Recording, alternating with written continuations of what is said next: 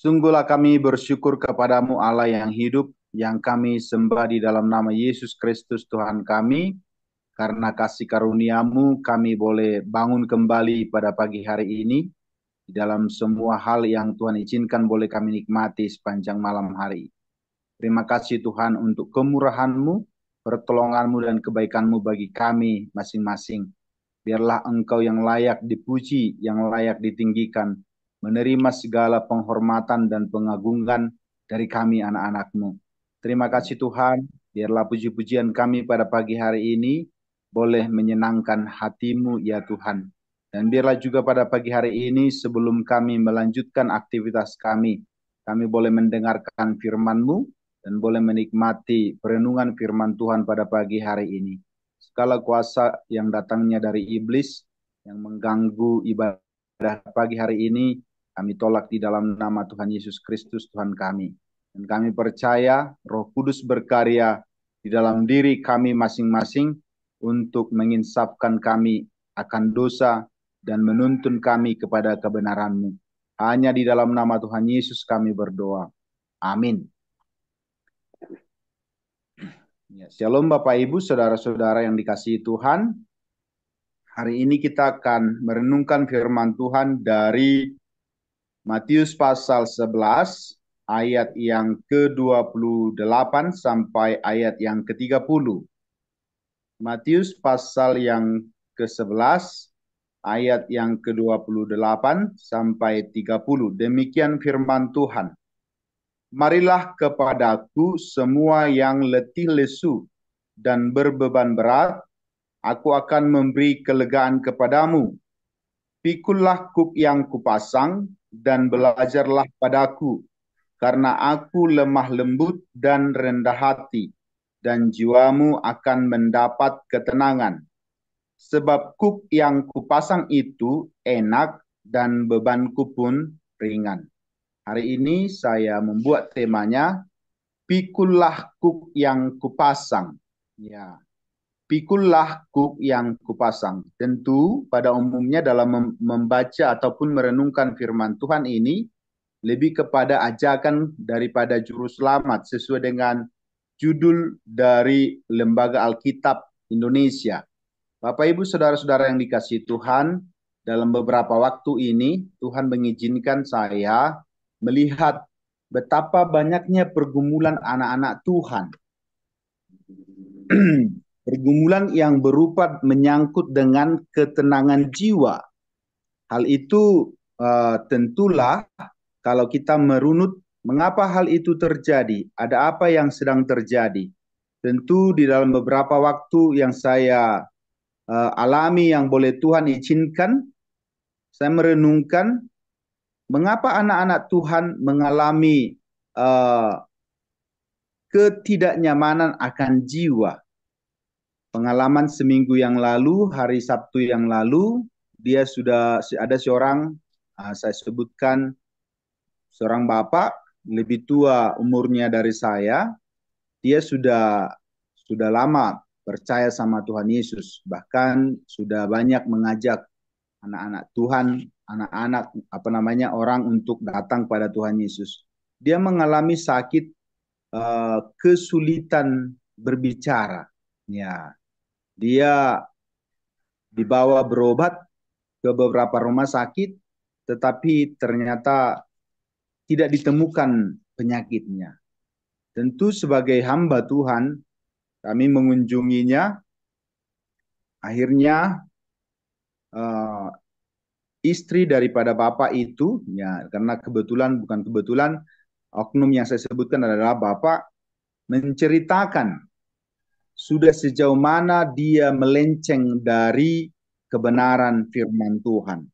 Tentu sebagai manusia, sebagai orang yang percaya, kita tidak tahu apa sesungguhnya apa yang menjadi penyebab daripada masalah itu.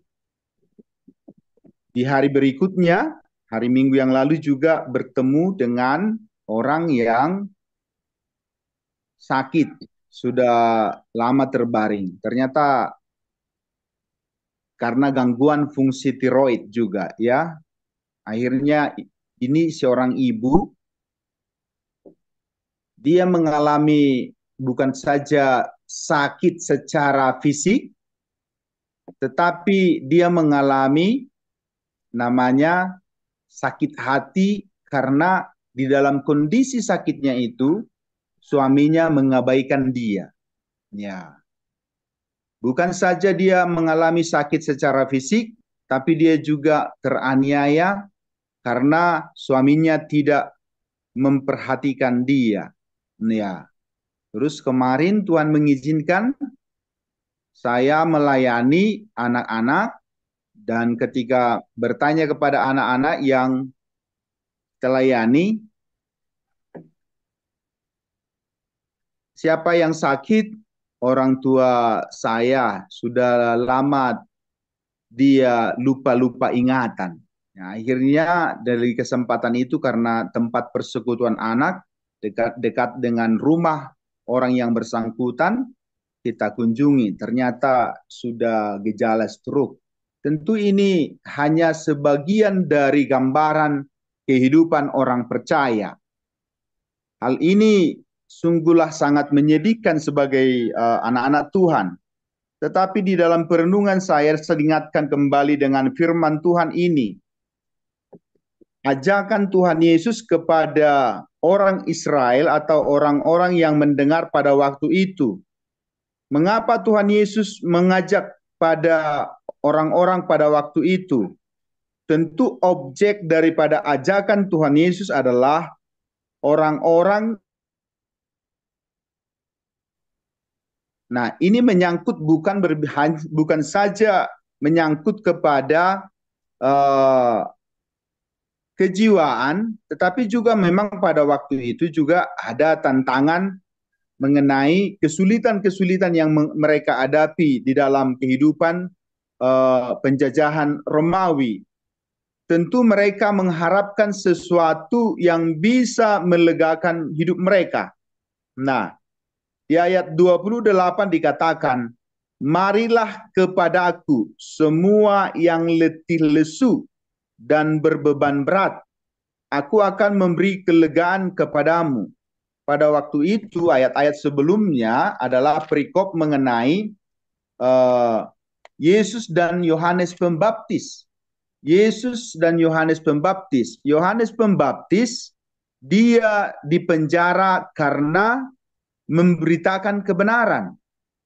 Tentulah di dalam kondisi itu murid-muridnya Tuhan Yesus juga mengalami goncangan secara jiwa.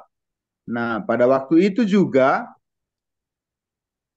murid-murid Tuhan Yesus mulai mengalami yang namanya ketidaknyamanan. Itu sebabnya di dalam perikop-perikop sebelumnya juga berbahagialah kamu ketika kamu tidak kecewa kepadaku. Nah, oleh sebab itu Bapak Ibu Saudara-saudara yang dikasihi Tuhan, dalam perjalanan hidup kita pun sebagai orang-orang percaya, kita bisa saja ikut mengalami yang namanya goncangan secara batin atau jiwa. Nah, oleh sebab itu, panggilan Tuhan Yesus kepada orang pada waktu itu tentu masih berlaku kepada kita saat ini. Panggilannya adalah,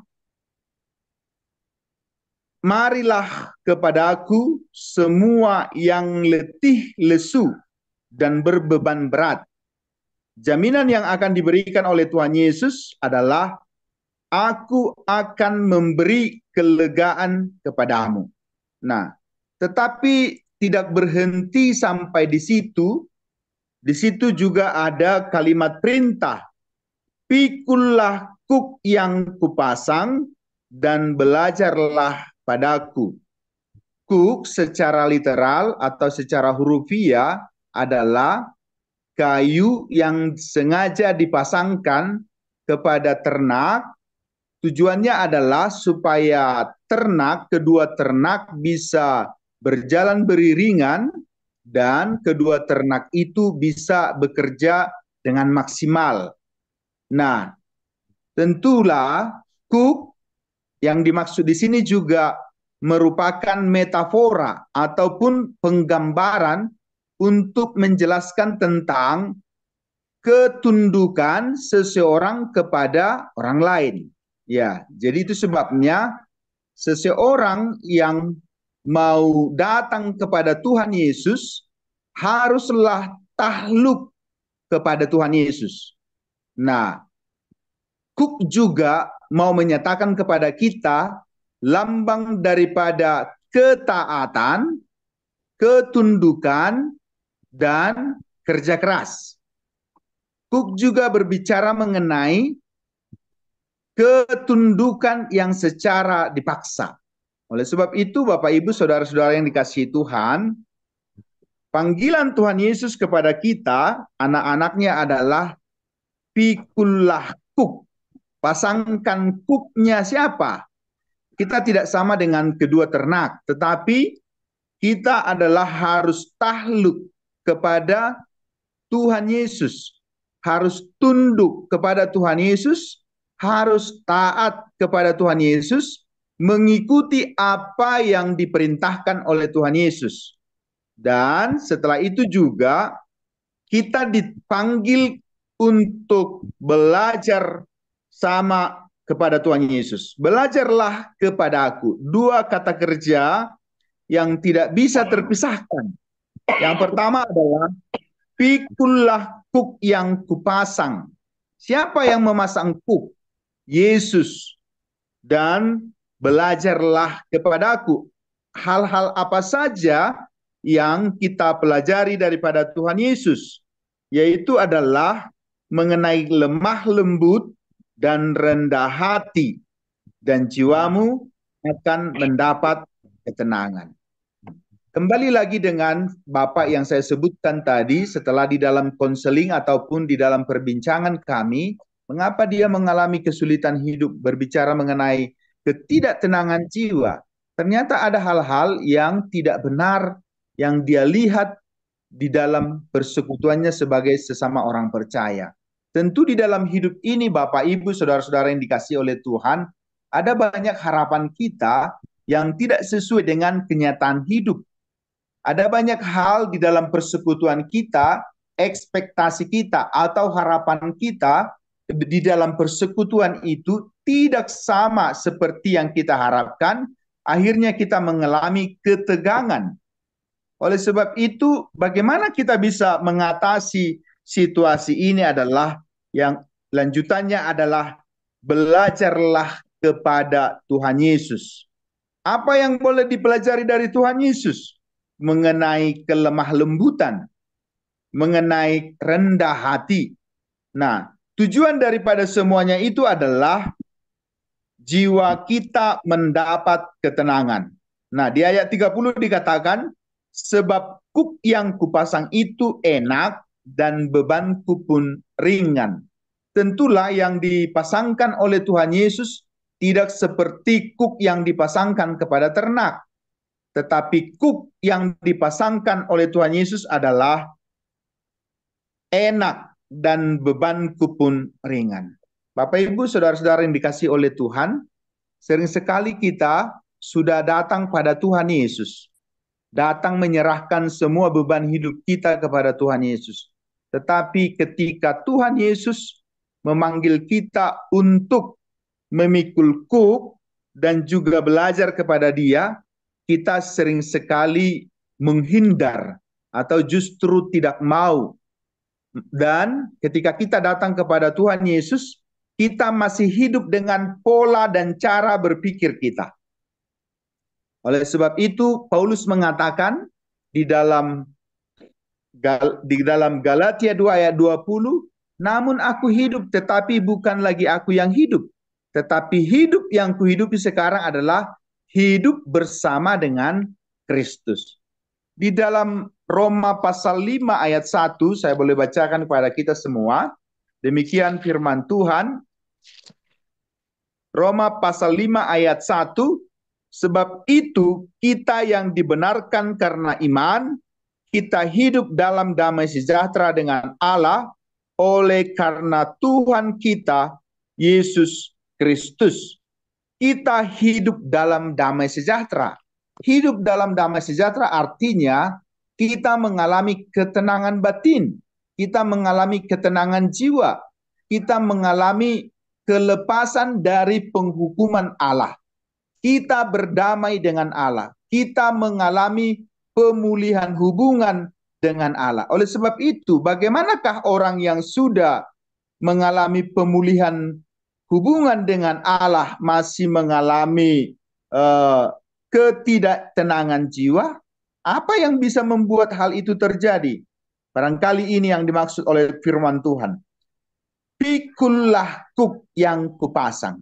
Jadi panggilan Tuhan Yesus kepada kita anak-anaknya, orang-orang yang berbeban berat adalah hidup untuk memikul kuk ataupun yang dipasangkan oleh Tuhan Yesus kepada kita dan terus belajar kepada Tuhan Yesus. Bapak Ibu yang dikasihi oleh Tuhan Yesus, kita masing-masing sama-sama sudah mengalami perjumpaan dengan Tuhan Yesus. Entah berapa lama waktunya, ada yang 5 tahun, 10 tahun, 20 tahun, atau bahkan seumur hidup kita sudah mengalami perjumpaan dengan Tuhan Yesus. Apa yang boleh kita alami? Apa yang boleh kita rasakan ketika mengikut Tuhan Yesus? Apakah kita hidupnya, maaf dalam tanda petik, kejiwaan kita makin kacau? Atau ketika kita mengikut Tuhan Yesus, apakah jiwa kita sudah mendapatkan ketenangan? Ya, itu sebabnya ada pujian yang mengatakan, "Kalau ku cari damai, hanya ku dapat dalam Yesus. Kalau ku cari ketenangan, hanya ku temui di dalam Yesus. Tak satu pun dapat menghiburku, tak seorang pun dapat menolongku. Hanya Yesus jawaban hidupku. Bersama Dia hatiku damai, walau hidup penuh tantangan. Bersama Dia hatiku tenang, walau hidup penuh tantangan. Tak satu pun dapat menghiburku, tak seorang pun dapat menolongku. Hanya Yesus jawaban hidupku. Yesus adalah jawaban hidup. Jawaban akan kematian, jawaban akan kesulitan-kesulitan yang ada di dalam dunia ini. Kesulitan akan ekonomi, kesulitan akan ketidaknyamanan hidup. Yesus adalah satu-satunya jawaban. Oleh sebab itu, Bapak Ibu, saudara-saudara yang dikasihi Tuhan, di dalam gejolak hidup saat ini, dalam pergumulan hidup saat ini, kepada siapakah kita dapat berlari? Kita hanya dapat berlari kepada Yesus Kristus Juru Selamat yang masih tetap setia memanggil kita, yang berletih lesu, yang berbeban berat, supaya mendapatkan kelegaan, mendapatkan ketenangan jiwa. Apa yang harus kita lakukan setelah kita datang kepada Tuhan Yesus? Pikullah kuk yang dipasangkan oleh Tuhan Yesus dan senantiasa belajar kepada Dia. Puji Tuhan, mari kita berdoa. Bapa di dalam surga, kami bersyukur kepadamu ya Tuhan Allah kami yang hidup. Kami boleh mendengarkan firman Tuhan pada pagi hari ini. Banyaklah hal yang tidak kami pahami di dalam menjalani hidup ini. Kadang kami mengalami tekanan batin, kadang kami mengalami kesulitan-kesulitan hidup. Tetapi di dalam semua hal yang boleh terjadi di dalam hidup kami, satu hal yang Tuhan inginkan bagi kami, supaya kami terus memikul kuk yang Tuhan sudah pasangkan dalam hidup kami. Seperti ternak yang dipakai untuk bekerja, supaya dia bisa ikut aturan daripada pemilik, lahan, dia harus dipasangkan kuk itu supaya bisa bekerja maksimal dan juga bisa bekerja sesuai dengan aturan dari pemilik. Oleh sebab itu, pada pagi hari ini juga, ketika kami mengiring Engkau, mengikut Engkau ya Tuhan, Engkau telah memasangkan kuk itu bagi kami, supaya kami berjalan bersama dengan Tuhan, supaya kami mengikuti cara Tuhan, supaya kami hidup bekerja keras bersama dengan Tuhan, supaya kami sebagai anak-anak-Mu yang sering sekali bersandar pada kekuatan kami sendiri, bersandar pada pengertian kami sendiri, kami boleh mengikuti apa yang Tuhan kehendaki dalam hidup kami. Kami boleh tunduk kepada pimpinan Tuhan, taat pada apa yang dimaksud oleh Tuhan, supaya kami pun senantiasa beroleh ketenangan batin, ketenangan jiwa di dalam mengikut-Mu. Siapapun kami saat ini Tuhan, yang boleh Tuhan izinkan mengalami tekanan batin, itu juga kami berdoa supaya Tuhan menolong kami mengikuti apa yang Tuhan kehendaki di dalam kehidupan kami. Biarlah firman-Mu terus berkarya oleh pertolongan Roh Kudus di hati kami masing-masing, sehingga kami sampai pada maksud dan tujuannya Tuhan di dalam kehidupan kami masing-masing. Di dalam nama Tuhan Yesus kami berdoa. Amin.